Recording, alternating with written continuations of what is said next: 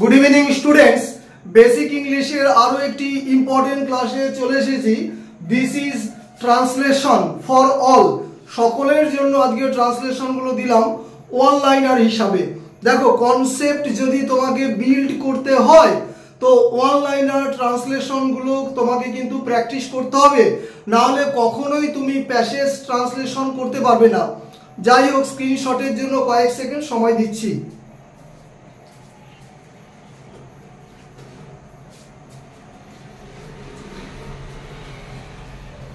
চলো ক্লাসটা শুরু করি। This is Sushanta sir, living at Nabadwip. প্রত্যেকেই জানো নবদ্বীপে বেসিক ইংলিশের ক্লাসটা আমি করাই, ঠিক তার পাশেই কম্পিটিটিভ ইংলিশ আমি পড়াই। যাই হোক, ক্লাস শুরু করি। দেখো কি বলেছে, নাম্বার 1, এবং থাম্বনেইলে তোমরা দেখেছো নিশ্চয়ই যে টেন্স ধরে বিশ্লেষণ। একটু বড় হতে পারে ক্লাসটা। এখন বৃষ্টি হচ্ছে। এবার তুমি যদি মনে করে এখনটা তুমি শ্যাডো করে রাখো, বৃষ্টি হচ্ছে তার মানে কি বৃষ্টি হইতেছে।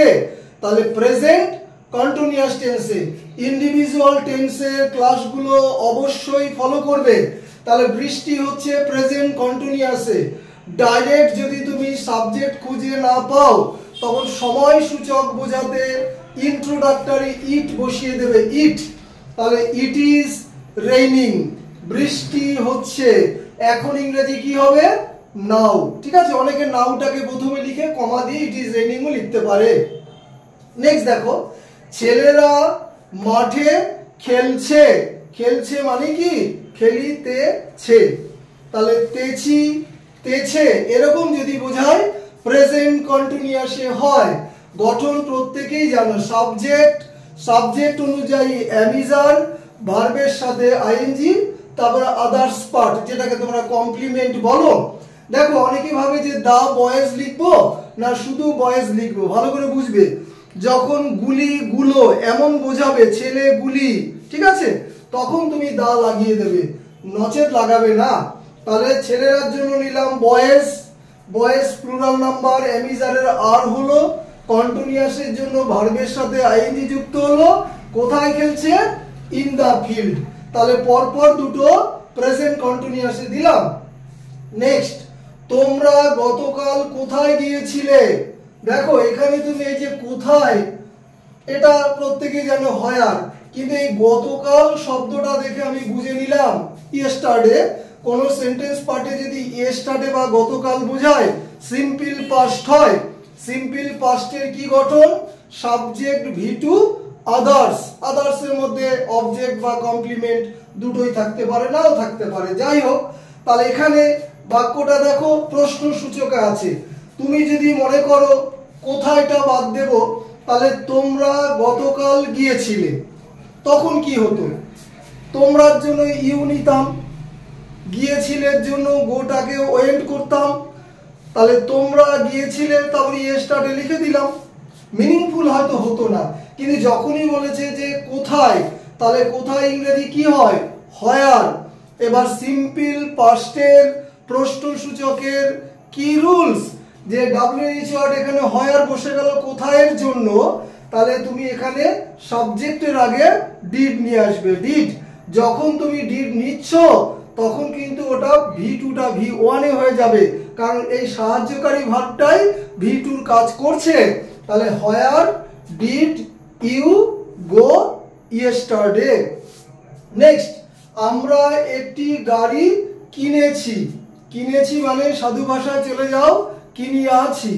বাংলা ক্রিয়াপদের শেষে ইয়াছি, ইয়াছো, ইয়েছে এরকম যদি বোঝায় তাহলে কিন্তু প্রেজেন্ট পারফেক্ট টেন্সে হবে।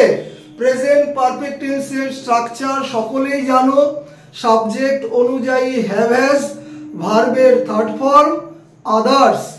তো চলো ধীরে ধীরে শুরু করি। আমরার জন্য নিলাম উই, উই এর সাথে নিশ্চয়ই হ্যাভ নেবে। এবার কেনা ইংরেজি কি হয়? বাই। ভার্বের থার্ড ফর্ম চলে যাও, বাই, বট, বট।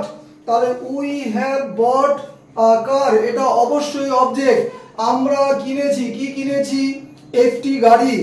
অবজেক্টটা আবার বুঝে নাও যে ক্রিয়াপদকে কি বা কাকে দিয়ে প্রশ্ন করলে যেটা আনসার পাওয়া যাবে সেটা ওই সেন্টেন্সের অবজেক্ট বা কর্ম। অনেক ক্যান্ডিডেট আছে, আমি পড়ানো চলাকালীন এত বছর ধরে পড়াই, এখনো পর্যন্ত সঠিকভাবে অবজেক্ট বের করার রুলসটাই বলতে পারে না। মুষ্টিমেয় কয়েকজন ক্যান্ডিডেট পারে, তারা ওইভাবেই শিখে এসেছে মাধ্যমিক, উচ্চ মাধ্যমিক, গ্র্যাজুয়েশন লেভেলে, তাদেরও দোষ দেব না। যাই হোক, পরেরটা দেখো, তোমরা কোথায় থাকো। তাহলে তুমি এখানে কোথায়টা যদি তুমি মনে মনে বাদ দাও, তাহলে তোমরা থাকো, তোমরা ইংরেজি ইউ আর থাকা ইংরেজি লিভ, তাহলে সিম্পল প্রেজেন্টে হয়। কিন্তু যখনই বলেছি কোথায়, কোথায় ইংরেজি কি হয়, হয়ার, আর এটা প্রশ্নসূচকে, তাহলে সিম্পল প্রেজেন্টের প্রশ্নসূচকের কি স্ট্রাকচার প্রিভিয়াসের কোনো এক ক্লাসে আলোচনা করেছি যে তুমি সাবজেক্টের আগে ডুটা লাগিয়ে দাও, সাবজেক্ট অনুযায়ী ডু বা ডাজ আসে। এখানে সাবজেক্ট যেহেতু আমার ইউ, তাহলে এখানে অবভিয়াসলি ডু আসবে। তাহলে where do you live question mark. Next, তুমি কি মিস্টার বোসকে চেনো। তুমি মনে এখানে দেখো কি কয় শিকারে কি আর কয় দিঘিকারে কি, অনেকের কনফিউশন আছে এখনো। যখন সেন্টেন্সে মানে বাংলা বাক্যে কয়সি থাকবে তখন বুঝে নেবে যে তার আনসারটা হবে ইয়েস নো। তুমি কি মিস্টার বোসকে চেনো কয়সি, তাহলে যদি চিনি তাহলে ইয়েস হবে, আর না চিনলে নো হবে। এবার কোনো সেন্টেন্সে যদি কয় দীর্ঘি থাকে, তোমার বাবার নাম কি, কয় দীর্ঘি, তাহলে এর আনসার কখনো ইয়েস নো হয় না, এর আনসার হবে ইনফরমেশন। ওকে, তাহলে কয়সি যদি থাকে সেন্টেন্সে কখন হবে, যদি তার আনসারটা ইয়েস নো হয়, আর কয় দীর্ঘি থাকলে তার আনসারটা হবে ইনফরমেশনে মানে তথ্যে। তাহলে চলো আবার ঢুকে পড়লাম। তুমি কি মিস্টার বোসকে চেনো, মনে মনে কিটা তুমি উড়িয়ে দাও, তাহলে তুমি চেনো মিস্টার বোসকে, ইউ নো মিস্টার বোস। কিন্তু কি বলেছে প্রশ্নসূচকে, তাহলে তুমি চেনো সিম্পল প্রেজেন্টে, তাহলে সিম্পল প্রেজেন্টে যদি প্রশ্নসূচকের সেন্টেন্স হয় তাহলে তুমি সাবজেক্টের আগে সাবজেক্ট অনুযায়ী ডু বা ডাজ বসাও। কখন ডাজ বসাবো, যদি সাবজেক্টটা আমার থার্ড পারসন এবং সিঙ্গুলার নাম্বার হয়। তাহলে ইউ কখনোই থার্ড পারসন নয়, সেকেন্ড পারসন, দুটোই হতে হবে, থার্ড পারসন এবং সিঙ্গুলার নাম্বার। যাই হোক, তাহলে ইউর সাথে কি নেবে ডু, তাহলে ডু ইউ ভি1 নো, বাদ বাকিটা দেখে দেখে, এখানে অবশ্যই object do you know mister Bose.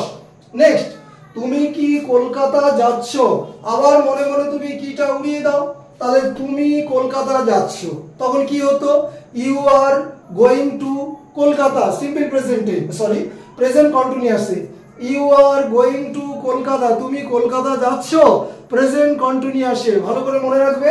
তাহলে তখন আমরা কি করব, যে you are going to Kolkata, তখন তুমি এটুকু জামে করে দাও, বি ভার্বটাকে আগে নিয়ে আসো, বি ভার্ব আগে নিয়ে আসলাম আর সাবজেক্টটাকে পরে নিলাম।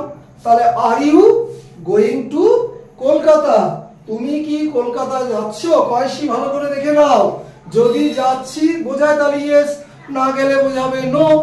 এবার দেখো 8 নাম্বারটা কিন্তু তোমাদের জন্য দিলাম, ফর ইউ লিখে দিয়েছি। কি লিখেছি, আমার বাবা সকালে হাঁটতেন, বুঝে নেবে এটা কোন টেন্সে আছে। তো প্রত্যেকে কমেন্ট সেকশনে আনসার সেন্ড করবে। বারবার বলি, বেসিক ইংলিশে যদি দুর্বল হও কম্পিটিটিভে টিকে থাকা ভীষণ মুশকিল, ওই 1-1.5 বছর থাকবে, ইংরেজির জন্য পিছিয়ে আসবে। কলকাতা পুলিশ ডাব্লিউবিপিতে যারা আছো 10 নম্বর ইংলিশ প্রত্যেকে অবহেলা করে, টার্গেট ওই জায়গায় করতে হয়। তো যারা কলকাতা পুলিশ বা ডাব্লিউবিপির ক্যান্ডিডেট আছো অবশ্যই কন্ট্যাক্ট করবে আমার সাথে, আলাদা করে সেইভাবে ধরে ধরে পড়িয়ে দেওয়া হবে। যা সম্পূর্ণ ক্লাসটা বাংলায় বোঝাই সকলেই জানো, তো সকলের কাছে লাইকস, শেয়ারস বা সাবস্ক্রাইব অবশ্যই আশা করি। ক্লাসটা একটু বড় হতে পারে, তো ক্লাস শেষ করলাম।